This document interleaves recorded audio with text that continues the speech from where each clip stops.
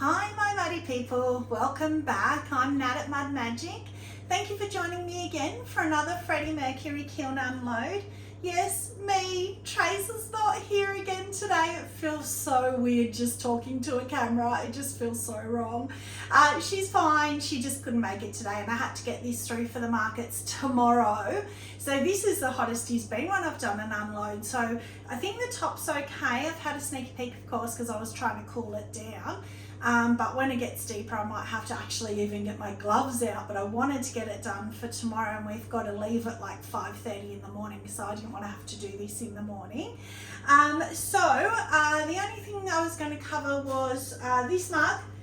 Any excuse to show it again, right? Because he doesn't love it still so much. So thank you everybody for your suggestions about the bottom, feedback.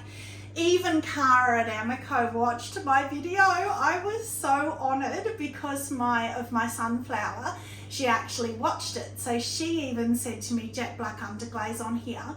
But interestingly enough, Alan on YouTube, and thank you Alan, I'd never even thought of this, he said push underglaze on or stroke and coat, which can be low fire, and refire it with bisque, with my next bisque run. And I had never thought that you could do that once it was glazed. And he said because if you put it through a bisque, then the actual glaze is not likely to run any further because it's not likely to melt because it's a lower temperature. So I thought I'd pass that on, but so many people, including my mum, she messaged me and said, I really like the white. And I thought, I keep saying, I've got to remember everybody has different tastes to me, and quite a few of you guys also said that you didn't find the white a problem either. So I'm going to leave it because I'm going to do it again because I love it so much. So I'll just do the next one with, I was actually thinking Storm because there's not really any black in it. When I looked at it closer, it's more blue. So I thought I might put Storm down there next time before I even do the glaze firing. So the other funny thing was I got a pottery injury today, so this is also a little message to Trace. So just a bit of, fired clay went in my finger. It went really deep actually and there was blood everywhere. But the funny thing was we've got our own little first aid little cupboard here now because we're hopeless, as I keep telling you, especially me, with having the medical grade scalpels and the angle grinder and all that. It's all very terrifying. So I got myself out a Band-Aid, but Trace had used one of these Band-Aids prior and she couldn't get it out of the packet and she couldn't work it out, couldn't put it on, and I was laughing at her and teasing her. Well, guess what, Trace? I couldn't get the Band-Aid on, so it's a big mess. So I was laughing while I was trying to do it. So they're meant to be Band-Aids for kids. Hers was a panda, mine's a little lion. He looks like he's winking at you.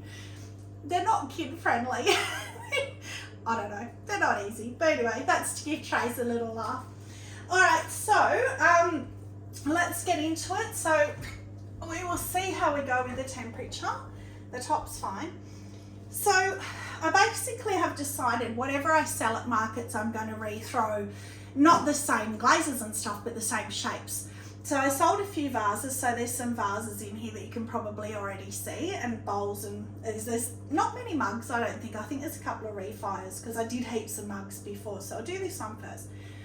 So that's the marble, just the bright yellow, the blue and the red marbled. Again, it's not exactly my colours, but I actually quite like it. I think it's quite nice. The bottom's cute. I like this bottom bit here. It gets a bit smaller in the middle here, but down here is really pretty. So I actually quite like that. Again, it's a bit bottom heavy, but I don't mind that. Again, as I say, for a vase, I don't mind that. That was really surreal when I pulled that out. I was waiting for Tracy's, but I didn't get one.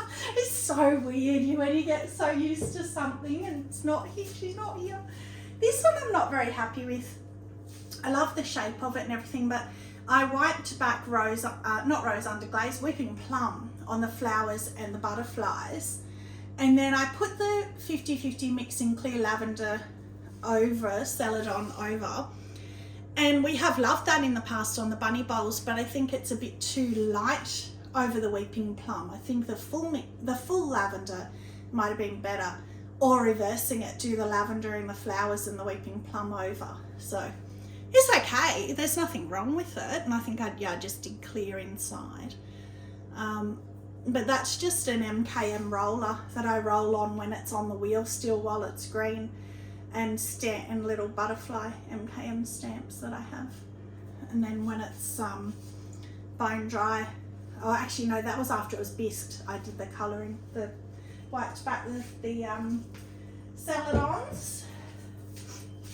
So this one, this is, oh that reminds me, so this is a transfer obviously, and I sort of, the thing that annoys me with transfers is you take all the time to apply them and then you bisque it. And my brain seems to think if it's bisqued, the transfer is set, but it's not, like not at all. I could have washed the whole thing off. So I rubbed it by accident and I kind of tried to patch it.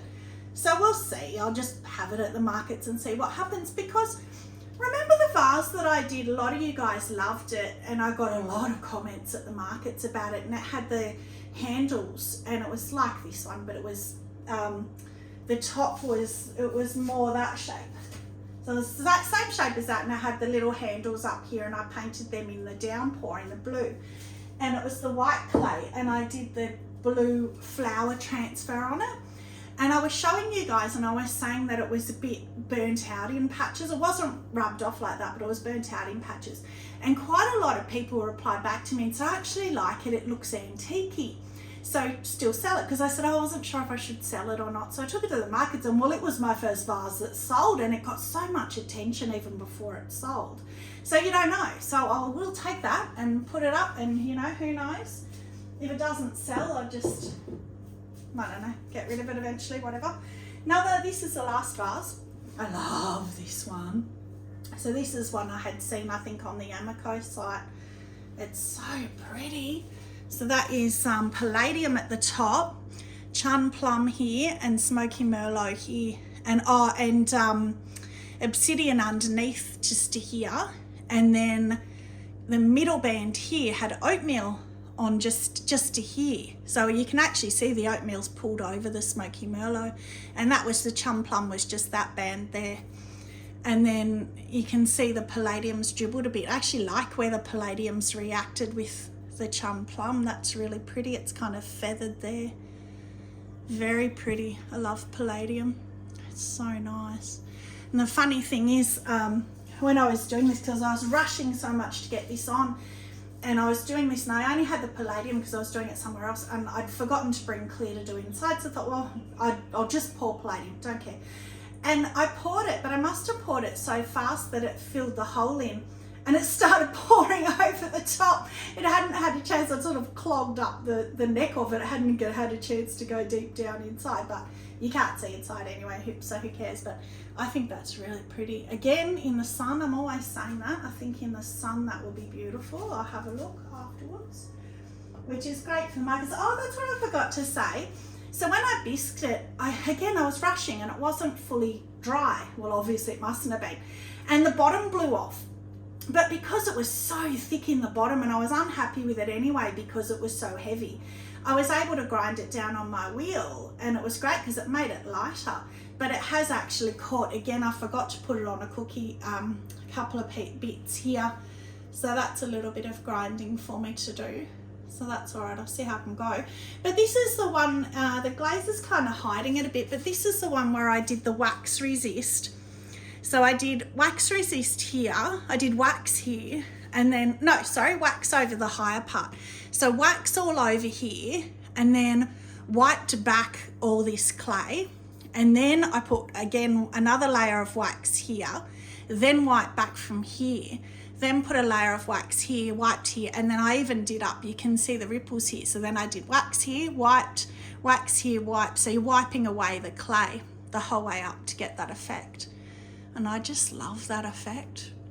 It's like a wave. I've seen it on mugs as well, and it's really beautiful. So I'm very happy with that. This one, oh! So you might remember a few kiln loads ago, I did this technique by accident with butterflies as well. So I decided I wanted to retry and do it again. So I just put on big thick blobs of underglaze, got a sponge and wiped them not the whole way off. So I smeared them like that.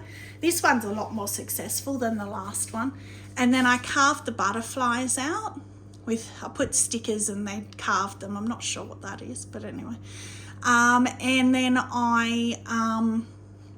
then I just fired it, but it's just under glazes. Those colours have stayed better than the last ones, but I did use more than the last time, so because that was the first time I tried it. So I think that's really pretty. I like that. This one is similar to the vase I was just showing you. So I put stickers instead of wax, and then wiped the clay back, wiped and wiped and wiped and wiped. Well, sorry, I put the underglaze colours first. Put the stickers over the top, wiped and wiped and wiped and wiped the clay away to make the hearts raise up a bit. I don't know if you can see that, but they're raised off the clay a bit. There is patches missing, which I had hand painted back on, but they've burnt out. I did hand paint underglaze back on those to try and fix them. They're burnt out, but I got these new transfers and I just love them. There's a whole sheet with all different sayings. So that one says, "You're my favourite." And they're all positive sayings that you can put on mugs and things, and I just put a butterfly that he caught on the cookie. So that's a bit of a shame, it's a bit rough. I'll sand it and see what it looks like. But yeah. This one's yuck. So this is another attempt at the Sapphire Float Lustrous Jade. And again, you know, like Trace said to me last time, stop saying that, someone will like it. This is true. It actually matches in one of the, and it's black clay as well, so I might put them next to each other. One of those round rippled kind of mugs that I did, and it was the same, it was Sapphire Float Lustrous Jade. The reason I tried it again was I put more Sapphire Float and less Lustrous Jade, but it hasn't helped, it's still the same green. So I'll put them together, see what happens, see if anybody has any interest. I guess I can try refiring it with obsidian or something over, I don't know, something dark to cover it if they don't sell. This one's beautiful. Look at this one. So I call that my unicorn glazing. Just love those colours. So that's similar to that jug. So Trace, by doing that jug last time, reminded me of the combination. So with that, where she had the handle up high and it was beautiful, and we were guessing what the glazes were. So it sort of re-inspired me to try again. So that is honey flux all over. And then we've got Chun Plum. How much more pink is that? It's beautiful. Chun Plum, Smoky Merlot, pretty purple, blue rutile, and textured turquoise at the bottom. So I just love, and the same combo in there, I love how honey flux makes the all of those glazes go such a pretty pastel colour. Gorgeous. I especially love the pink at the top. Of course I do, but even the pink and purple being my favourite combo. Oh, that's so pretty. So that's a good one for the markets. Put that up there. So that's that shelf done. I can still feel a lot of heat coming out of here, so I don't have much hope as we get lower. So, oh, this is just a plate. Just one plate. So I did that big plate, or more platter, last time, and it kind of motivated me to do another marbled one. Again, I'm not sure about the colours. Again, somebody might like it. So that is just the blue stain and the red stain with the black clay. Look at the bum. So that bum is better than the last one, actually. It's a lot. I was more careful when I was trimming it to really try and clean up the back a bit better. So the last one was quite muddied. But yeah, it's not offensive. I still like it. I still think it's pretty. Just not really my colours, but I knew that when I did it because I have to do different colours. Have to make myself.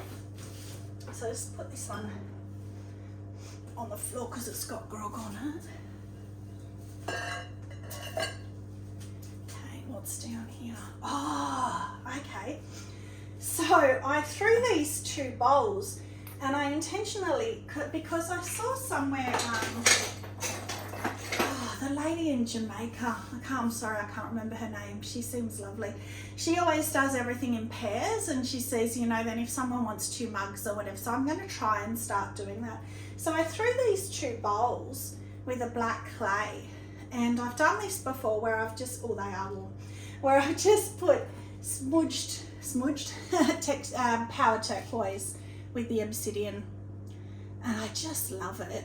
But I threw them both, and they Not the same, of course, because they're handmade, but I don't care about that. But I trimmed this little ridge into it on the rim there. I don't know if you can see that. And then what I do now is, because I used to flick the colour, and I still like flicking if it's an underglaze, because underglazes are more stable. But glazes like Power Turquoise run like crazy anyway. So there's no point in worrying about where the placement is, because they're going to run, which I love. So what I do now is I put these two, I put them next to each other in my studio. I didn't even take them outside. Got the Power Turquoise with a thick brush, really loaded the brush, and then straight away just dribbled like that. And I've done that in the sink too. If I've wanted to do the outside and I know it's going to run off, I've just done it over the sink. But I only want to do the inside of those. And I may even have to keep them, because I keep saying I want bigger pasta bowls, and they are just the perfect size. So they may have to stay with me at least for a little while. I won't put them up, they even nest kind of. I won't put them up the top because you can only see black. So this next one is really funny. I don't know if I told Trace that I did this. So you might remember I did this bowl a while ago. Almost the same. It was a bit straighter and higher sided, but it sold really quickly at the very first, the little markets that we did. It sold, and I was shocked. I'm still shocked that it sold, because to me that is such childish painting. And Trace was saying, no, it didn't surprise me. I loved it. It was gorgeous. You know, and so I decided, and as I say, I can't remember if I told her or not, but I decided to see who's right and who's wrong by making another one and putting it at the markets. And I'm going to put it up high. I'm going to give it its best chance so people can see, because if it's down low, you just see the blue. So people can see the painting, and I just am so curious to see if it sells again. But that's all underglazes. So that's Arctic Blue from Walker's, and then that's just all different bright red, lavender, just violet, all different ones. And then the M birds, I did the M birds again, and then the white clouds with the sea sponge, dabbed it off, and then just sea sponged it on. So I am very curious.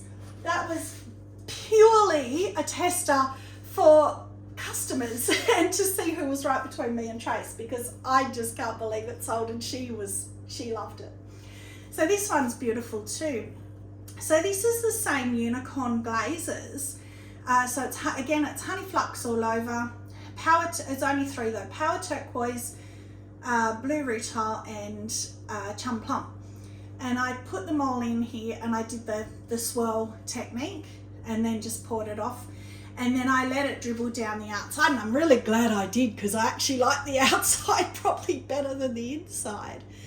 But when I did it, I didn't want to leave it upside down on the rim, because I wanted to let it dribble and that. So I knew it had dribbled back in the base, and it had gone quite thick. So in the bottom, there is a little bit of bubbling, but it's really small, thank goodness. It's not those big, horrible, offensive bubbles. It's really little, so I'm not really worried by that. But I love the little, and you can just see the Chum Plum pink sort of blush around the edge.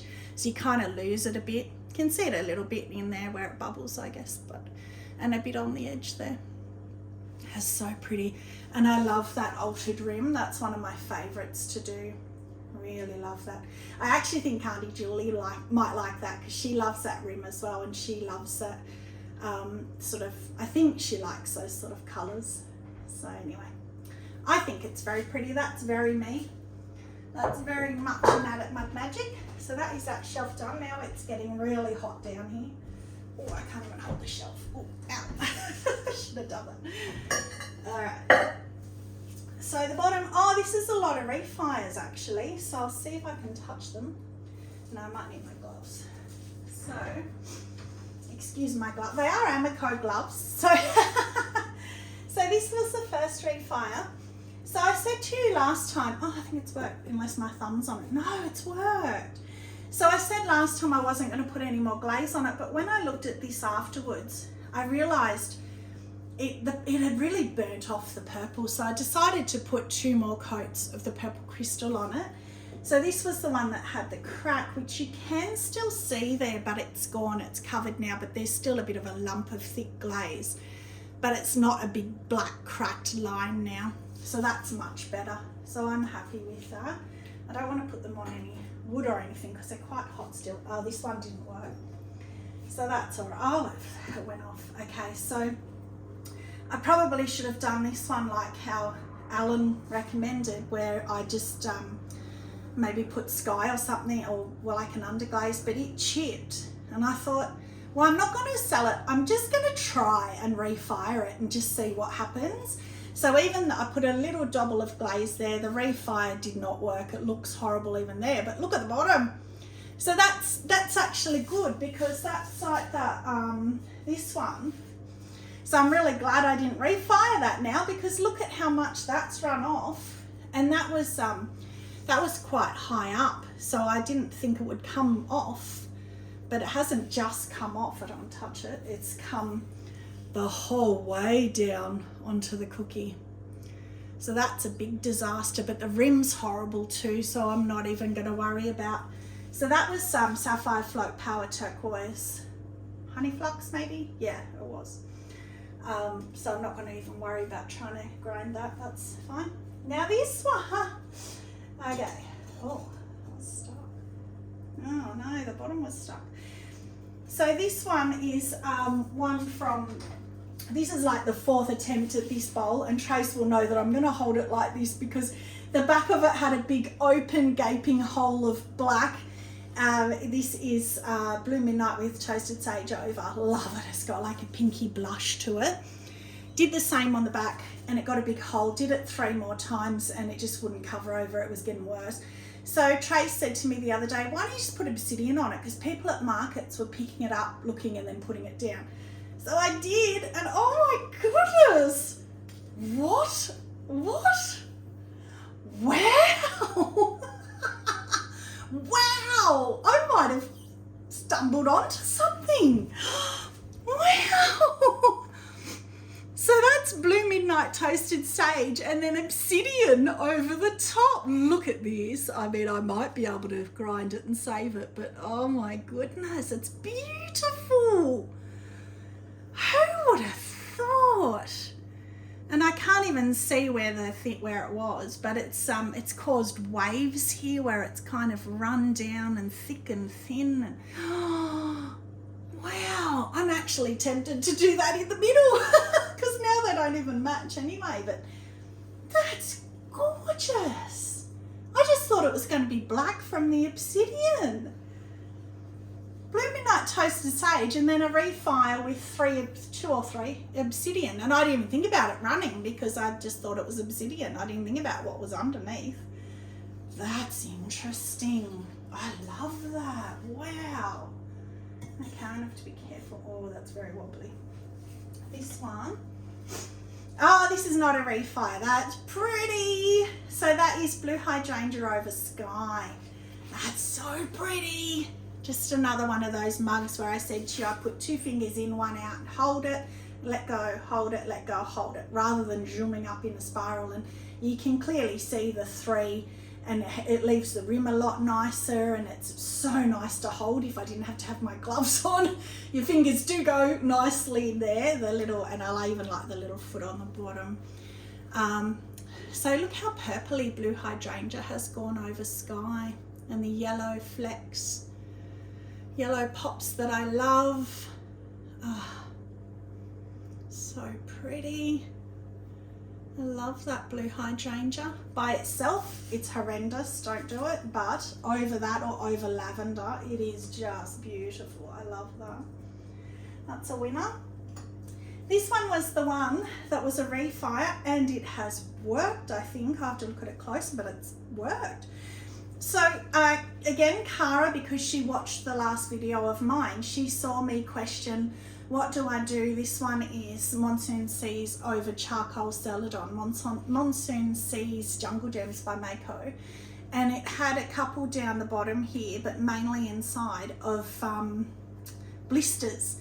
And they're real sharp, like craters. So I sanded them gently because I didn't want to take off the rest of the glaze, just those little spots.